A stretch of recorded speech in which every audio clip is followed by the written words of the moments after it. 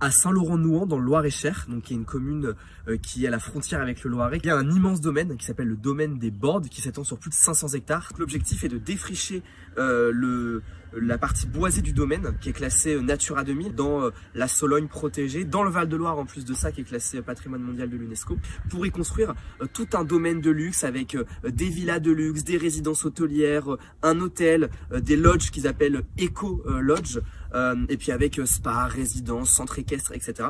Tout ça pour un tourisme de luxe réservé à une élite.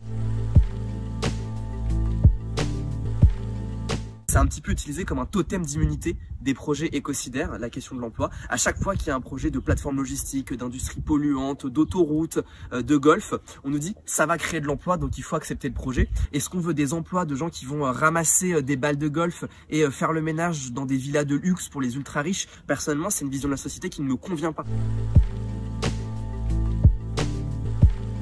Contenu de la loi ZAN, il faut savoir que, du dispositif zéro artificialisation nette, pour être plus précis, le foncier qui va être consommé au golfe des Bordes, c'est du foncier qui ne pourra pas être utilisé dans les communes alentours pour construire des écoles, construire quelques logements et surtout relocaliser la production pour pouvoir créer des emplois de qualité dans un secteur où, compte tenu de l'urgence écologique et des tensions géopolitiques, on a besoin de relocaliser la production industrielle et agricole.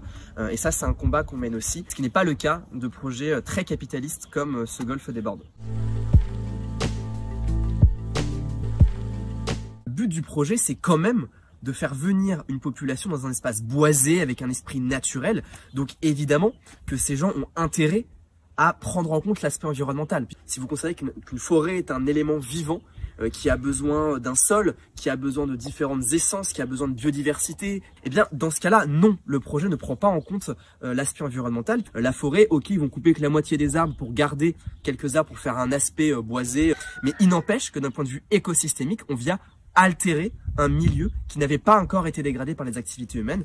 Or, aujourd'hui, compte tenu de l'urgence environnementale, ce qu'il faut, c'est préserver ces espaces naturels, ensauvagés avec la biodiversité.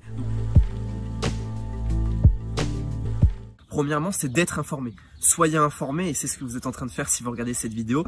Et puis ensuite, si vous êtes du coin, ça va être de participer aux manifestations, participer à des distributions de tracts, etc. Enfin voilà. Mais le plus important, ça va être de participer à l'enquête publique. Si on est très nombreux à mettre des avis négatifs avec un argumentaire de qualité, le projet pourra ne jamais voir le jour. Et c'est ce qu'on avait déjà réussi à faire, notamment avec le projet de création d'un complexe quasiment similaire au projet dont on est en train de parler, qui s'appelait le golfe des Pomereaux, à quelques kilomètres aujourd'hui où il y a le golfe des Bordes. Partagez l'information, parlez-en autour de vous, il faut médiatiser ces sujets-là, faire percer les sujets écologiques dans ce contexte réactionnaire. On a besoin de médias comme l'Info Gaucho, médias alternatifs pour faire parler les luttes locales.